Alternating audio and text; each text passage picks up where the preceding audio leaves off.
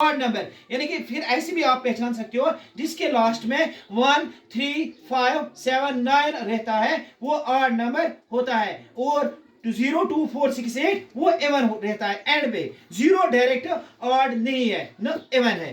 तो इसी तरीके से आपने समझा, यानी कि ये कह रहा है cube of any odd number is even. क्या क्यूब किसी ऑड नंबर का इवन रहता है? नहीं रहता है। क्या रहता है? ऑड रहता है। तो इसका मतलब है पहला स्टेटमेंट जो है हमारा वो गलत है। आया समझ में? अब दूसरा point, a perfect cube does not and with two zeros. एक परफेक्ट क्यूब जो होता है उसको, यानी कि वो किस पे खत्म हो जाता है? तो सुनो, दूसरा पार्ट क्या कह रहा है? A perfect cube does not and with two zeros. एक परफेक्ट क्यूब जो होता है वो खत्म नहीं होता है दो एंड, यानी कि लास्ट पे उसके दो जीरोस होते हैं, वो उसमें खत्म नहीं होता है। तो हम, अगर मैंने जो कहा है, मैंने क्या कहा है? परफेक्ट क्यूब अगर इसके, यानी कि एक नंबर के लास्ट में एक जीरो रह जाता है वो परफेक्ट क्यूब नहीं होता है। अगर दो जीरो रहते हैं तो फिर भी वो परफेक्ट क्यूब नहीं रहता है। हाँ, जिसके तीन जीरोस रहेंगे वो परफेक्ट क्यूब बन सकता है। तो इसी तरीके से इसने कहा है दो जीरो, क्या 10 है या क्या 100 परफेक्ट क्यूब है?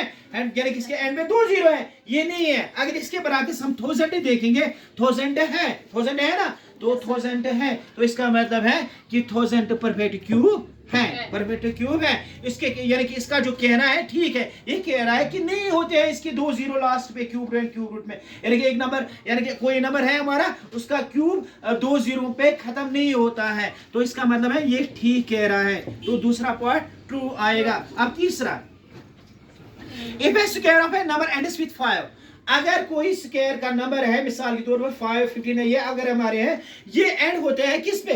5 पे, देन क्यूब एंड्स विद 25। तो क्यूब क्या एंड 25 पे होता है? अगर स्क्वायर खत्म होता है 5 पे, जैसे 5 5 25, इसका 5 आया। अगर 15 का देखेंगे, 15 25, तो इसका 25 बन गया, इसका भी 5 आया, 5 का भी 5 आया, 15 का भी 5 आया, 25 जरा देख लेते हैं। 25 दैट इज इक्वल टू 625।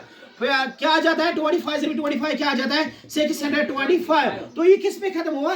5 पे। तो 5 जो है हमारा इसमें भी आ गया। अब ये कह रहा है अब ये कह रहा है कि अगर इसका क्यूब किस पे खत्म हो जाता है? इसका क्यूब 25 पे खत्म होता है। जरा चेक करो, 5 जरबी 5 दो बन गया हमारा 125। अगर हम 15 जरबी 15 देखेंगे, 15 is 25, और 25 जरबी 15 करेंगे तो वो क्या बनेगा?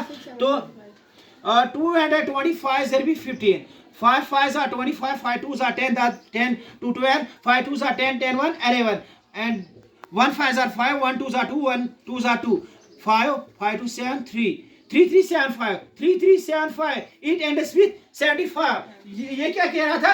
25 पे एंड होता है, बाद ये किस पे हुआ?